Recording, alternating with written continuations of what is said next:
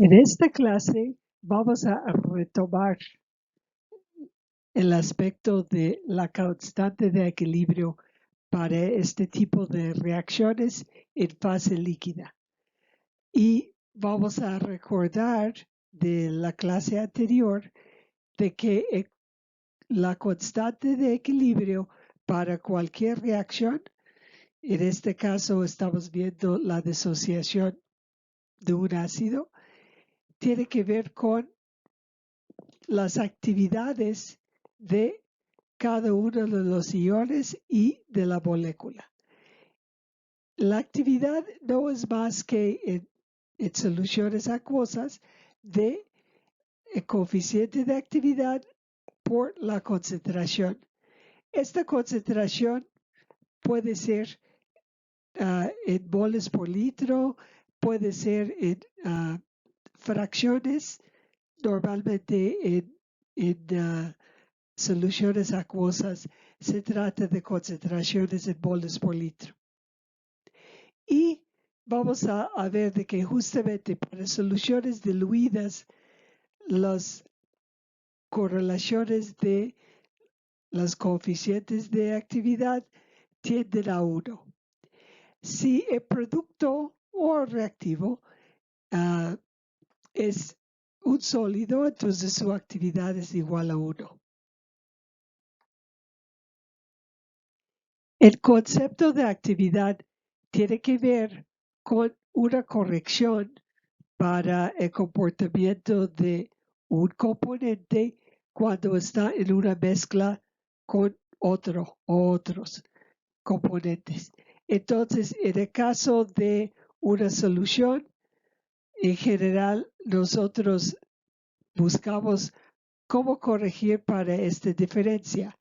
Entonces, precisamente a una temperatura determinada en solución, nosotros tenemos que la G parcial o la energía libre de Gibbs parcial, esa es la manifestación de nuestro componente cuando está en una mezcla, menos el puro a esa misma temperatura, entonces está compuesto o está igual a la diferencia entre la energía libre de Gibbs parcial y lo que tendría si fuera una mezcla ideal. Cuando hablamos de mezclas ideales, estamos hablando de que los componentes se actúan no como si fueran puros, pero sus propiedades específicas están dados por una mezcla totalmente al azar y de que no hay interacciones entre un compuesto y otro que es diferente de su propio tipo. Entonces, precisamente tenemos la diferencia. Esto está dado por el delta G, diferencia entre la G parcial y la G ideal, y se llama el delta G en exceso. Y más la G parcial cuando está ideal, menos el G parcial puro. Entonces, esto tiene que ver con la entropía que gana cuando entra en una mezcla al azar. Y tenemos la diferencia entre el G específico de componente puro y lo que sería la solución referencia. Entonces, en general, ese tiene que ver con una diferencia de presión. En general, para una solución, esta última diferencia es probablemente igual a 0, las fugacidades del estado de referencia y la fugacidad de componente puro son iguales. Ahora, la cosa es que hay algunas excepciones a esta regla y vamos a tratarlo en otro momento del curso, otra clase. Entonces, en general, La actividad para soluciones tiene que ver con, pues, el RTLN coeficiente de actividad más RTLN fracción molar. Y esto es la RTLN de actividad. Ahora, con esta información vamos a ver el origen de la constante de equilibrio. Y podemos retomar de la teoría de perturbación.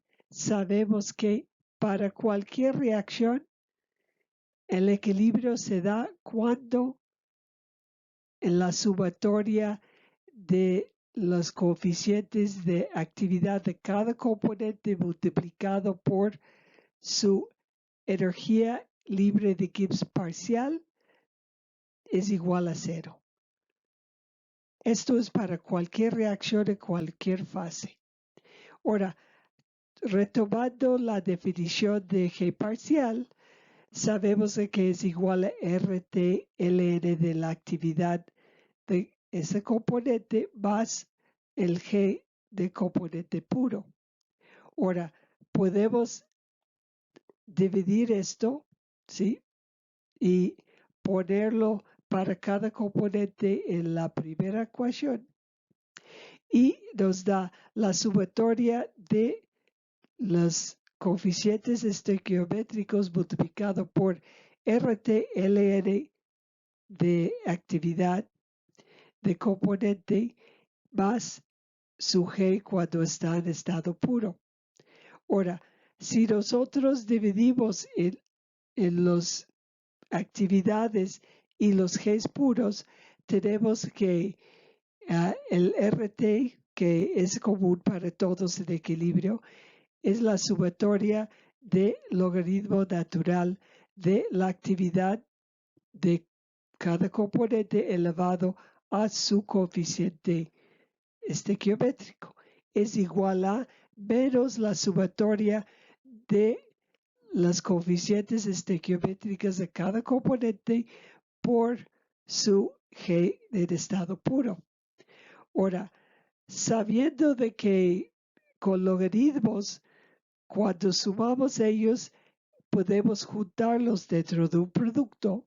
Entonces, tenemos RTLN, el producto de las actividades elevados a su coeficiente estequiométrico para todos los componentes que están reaccionando, es igual a menos la sumatoria de coeficiente estequiométrico por el G puro. Ahora, la primera parte, o sea, al lado izquierdo, esto RTLN, producto de las actividades, lo conocemos como el logaritmo de la constante de equilibrio. Y del lado izquierdo, la sumatoria de los coeficientes estequiométricos por los Gs puros, lo conocemos como el delta G de reacción. Ahora, esto podemos ilustrar al lado derecho con una reacción. El H, el ácido, se disocia en N de hidrógeno, iones hidrógeno, más el anión. Y la constante de equilibrio sería igual a la actividad de los productos.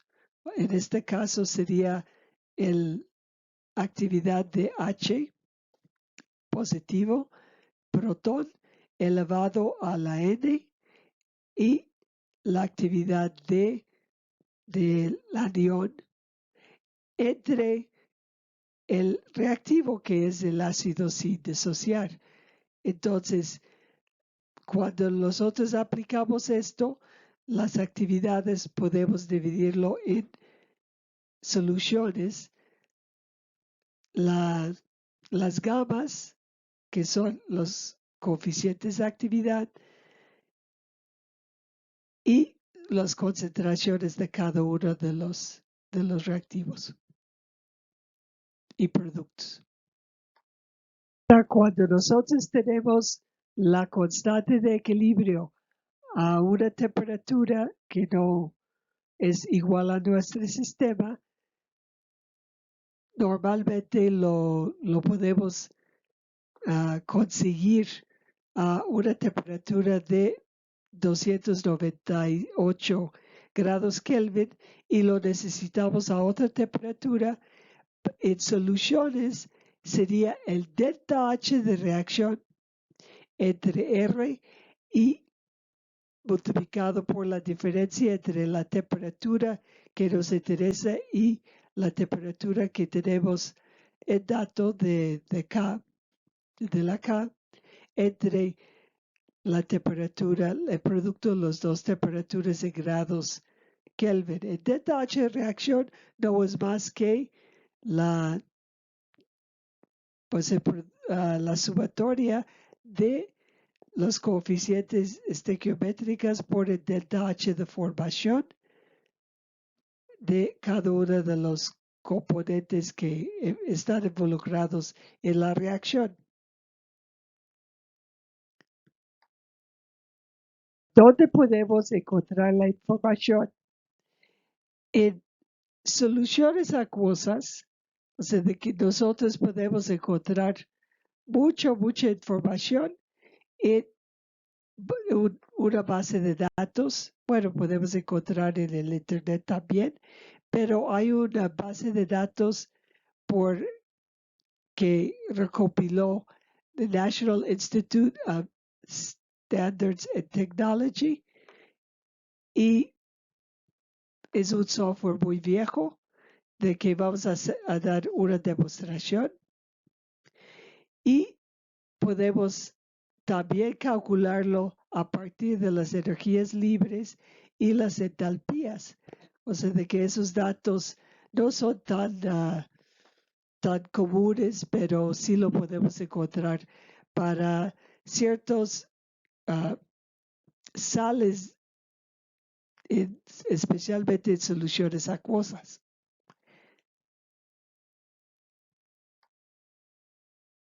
Ahora, en las diapositivas anteriores derivamos la constante de equilibrio para cualquier reacción y pues básicamente para cualquier fase.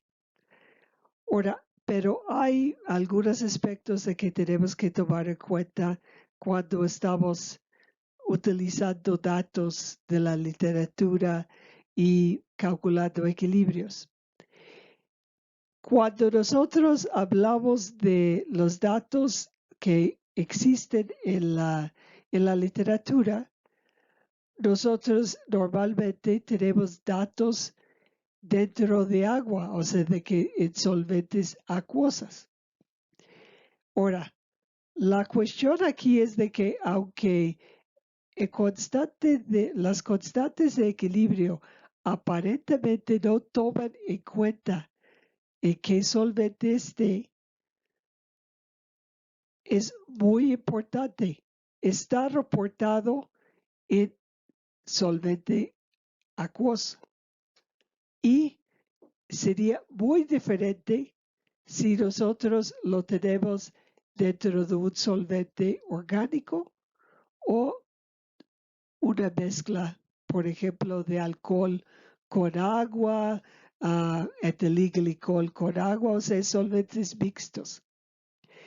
¿En qué se refleja? Bueno, en general, la constante de equilibrio, o sea, de que es normalmente es igual a, pues, tiene un valor de que no va a cambiar. Pero donde va a cambiar son los estados de referencia, o sea, de si es acuoso o cuando está puro, está reflejado en el coeficiente de actividad. Precisamente cuando hay algo de rechazo, por ejemplo, una sal no se disuelve ni el ácido se disocia en solventes orgánicos o se disocia menos en una solución mixta. Esto está dictado por los coeficientes de actividad. Entonces tenemos que tener mucho cuidado cuando nosotros tomamos datos de la literatura en un solvente y lo queremos aplicar a otro. Bueno, cada especie, y estoy hablando de, vamos a ver, varios complejos, es una entidad química separada, o sea, de que es única, o sea, de que lo tratamos si fuera un compuesto totalmente distinto. Como tal, cada uno posee un comportamiento químico específico. También las reacciones de complejación generalmente son muy rápidas comparado con los heterogéneos. O sea, de que aquí tenemos dentro del mismo solvente, tenemos un equilibrio que se alcanza rápidamente y de que los equilibrios son dinámicos.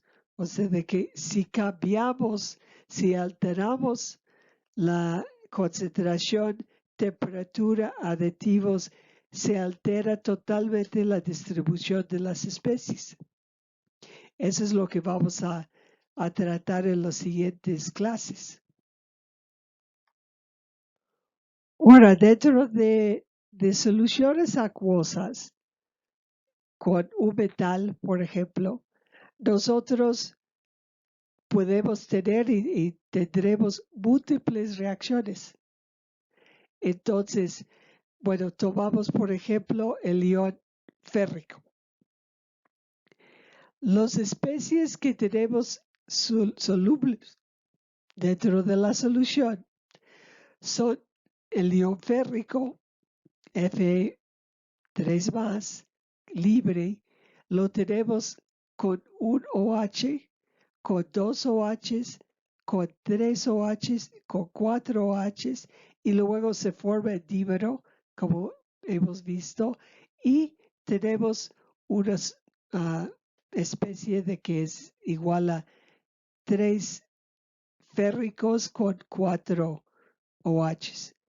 También hay especies insolubles, o sea, de que dentro de un sistema podemos tener sólidos precipitados, o sea, no en la misma fase, pero en este caso con nada más férrico y agua podemos tener la formación de hidróxido férrico, goethita, de que es un óxido hidróxido férrico, y tenemos hematita, que es el óxido de hierro.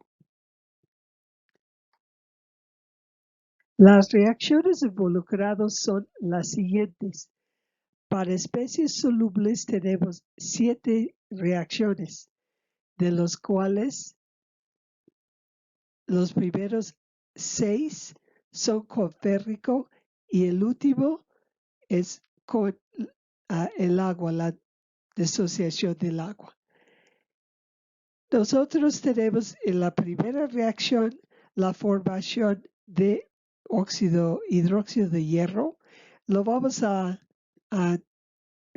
señalar sus constantes de equilibrio de acuerdo con la cantidad de hierro y el número de moléculas de OH. Entonces, en el primero tenemos pues un férrico y tenemos un OH, entonces ponemos esto K1. El segundo es K2, las tercera y cuarto son K3 y 4 respectivamente, y la quinta tenemos 2 férricos y 2 OHs para el dímero, y esto lo llamamos K22. Y similarmente, en la siguiente reacción tenemos igual a K3, 4 porque tiene 3 iones de férrico y 4 de OH. la última reacción es la disociación de agua. Y tenemos sólidos también, podemos tener. Ahora, las reacciones que tenemos aquí, como están escritos, son el inverso del KPS para esta reacción. Precisamente KPS se escribe es la disociación de el sólido. Entonces nosotros lo escribimos como los componentes que forman el sólido, como reactivos y el sólido como producto. Entonces, por eso tenemos tres. O sea, de que puede formar hidróxido de hierro, puede formar el óxido hidróxido férrico y puede formar el hematita. Normalmente forma uno de estos. En ingeniería química estamos acostumbrados a utilizar tablas de moles. Como tenemos tantas reacciones y tenemos dos fases, tenemos que involucrar todas las reacciones en la fase líquida. Nosotros lo ponemos en la tabla de líquidos y tenemos una tabla de sólidos. Bueno, entonces en la tabla de líquidos tenemos el ion férrico inicialmente libre y consideramos que se vaya complejando con las diferentes reacciones. Entonces, aquí vamos a poner el número de moles por litro, o sea, de que hace cuenta la concentración. Entonces, tenemos los moles iniciales menos los moles que se ocupan de este compuesto de hierro 3 en las diferentes reacciones. Entonces, como pueden ver, tenemos los moles iniciales de férrico libre menos el epsilon 1 son los moles de este férrico que está involucrado en la primera reacción. Tenemos menos epsilon 2, menos epsilon 3, menos epsilon 4, menos 2 epsilon 2 porque en esta reacción, en la quinta reacción, nosotros tenemos por 2 moléculas de férrico involucrado.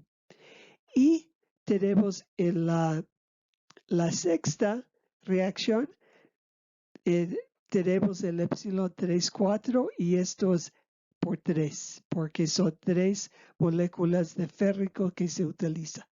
Y finalmente tenemos los iones o los moles de iones de férrico que se involucran en el precipitado. Entonces, aquí tenemos que ver aparte, pero este férrico ya no está en la tabla de líquidos porque ya se reaccionó y se precipitó. Bueno, para cada uno de los compuestos o los complejos, ponemos el número de moles formados de este complejo, el epsilon 1, epsilon 2, epsilon 3 y 4, epsilon 2, 2, epsilon 3, 2.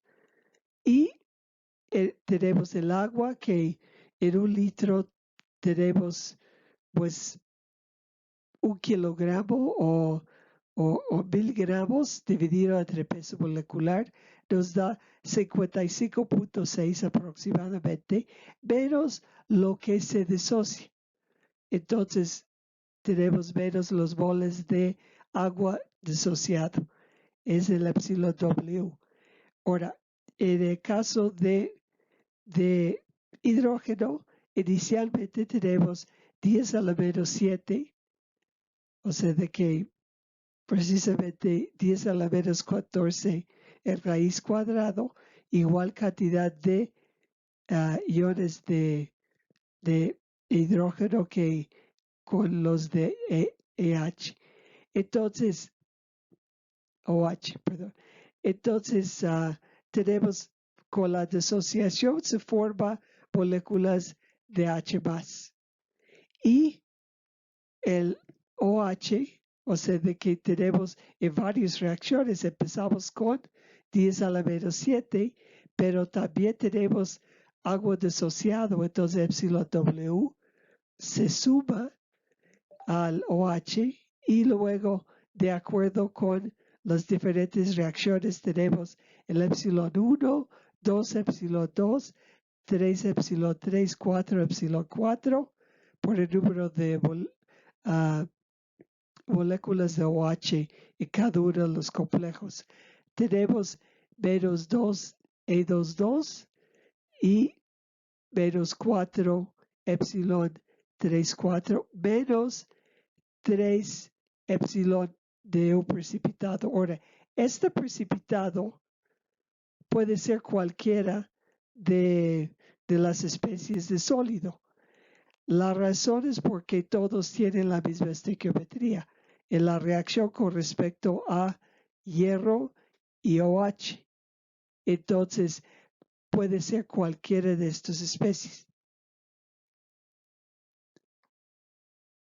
Sin embargo, tenemos un sistema de 8 reacciones, o sea, de que los 7 en fase acuosa, más lo de precipitación. Entonces tenemos 7 constantes de complejación y uno de el inverso de KPS. Entonces, esto va a dar un sistema de 8 ecuaciones y 8 variables, lo cual, bueno, no es muy fácil de resolver. Así quizás con matemática, o sea, pero luego para tener los valores para la primera estimación de los N compuestos, entonces va a ser un poco difícil. Entonces, preferimos en este caso, utilizamos otro método que involucra entidades químicas. Ahora, la entidad química que nosotros tenemos es el hierro total soluble y el OH total. Entonces, pues tenemos 2 entidades y muchas diferentes especies, pero eso para nosotros es más fácil.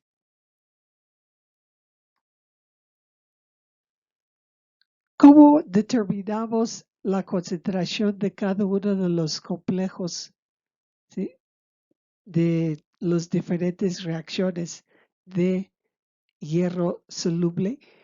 Entonces podemos plantear el formato de acuerdo con el constante de equilibrio o de estabilidad como es conocido.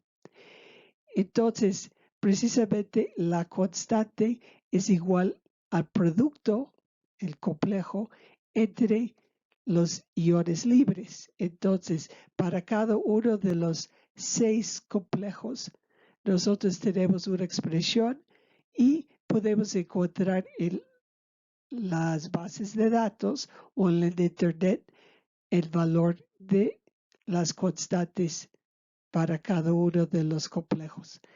Entonces, precisamente nosotros podemos despejar el complejo de cada una de las expresiones y podemos poner la concentración de ion férrico X por el OH y su concentración es el constante de equilibrio, la concentración de férrico elevado a la X y OH elevado a la Y.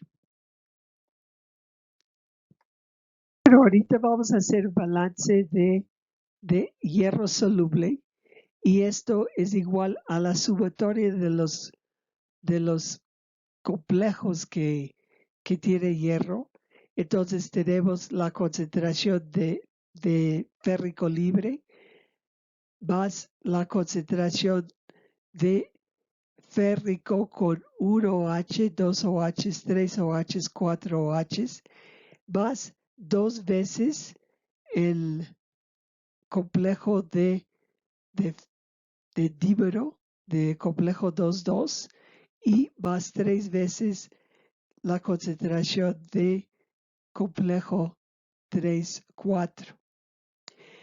Cada uno de los complejos podemos, a partir de la expresión de la constante de equilibrio o de estabilidad, podemos despejar lo que es el complejo y es igual a la constante Mn por la concentración de férrico libre elevado a la M multiplicado por la concentración de OH libre elevado a la N. Entonces, nosotros podemos sustituir esto. Entonces, podemos ver de que podemos utilizar las constantes de equilibrio para determinar cuál es la concentración de cada uno de los complejos.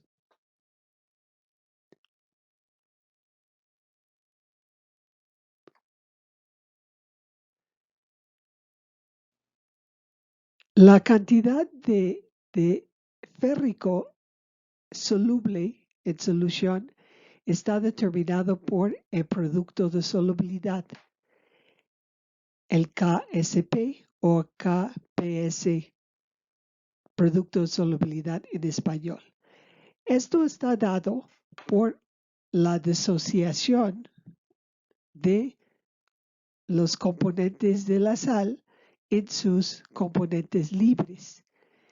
Y vamos a tener el formato para la precipitación de ion férrico en lo que está arriba. El KSP o KPS es igual al férrico libre elevado a la 1 multiplicado por el OH en este caso elevado al 3, que es el coeficiente estequiométrico.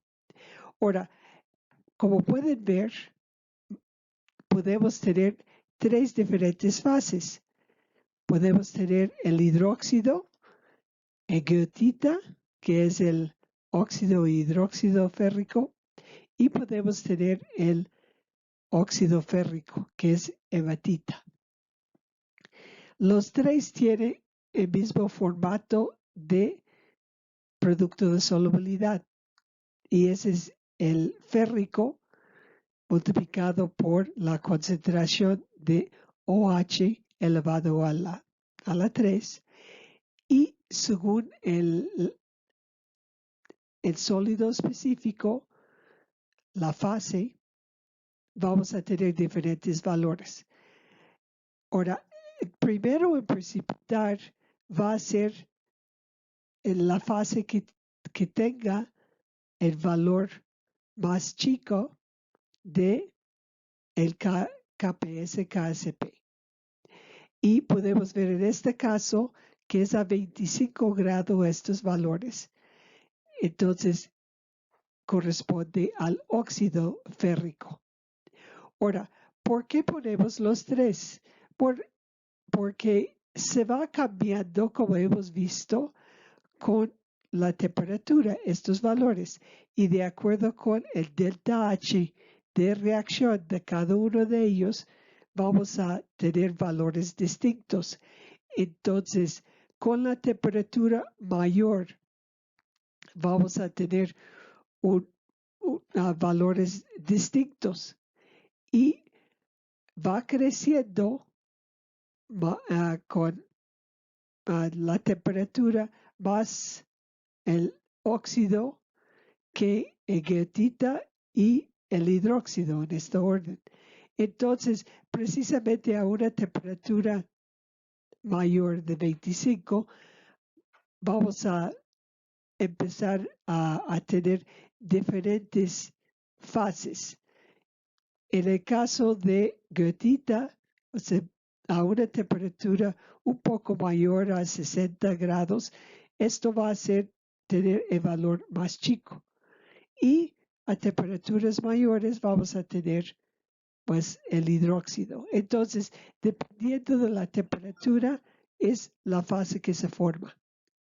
Ahora, en cualquiera de estos tres, vamos a tener la cantidad de férrico libre, la concentración, es igual a Kps entre la concentración de hidróxido al cubo.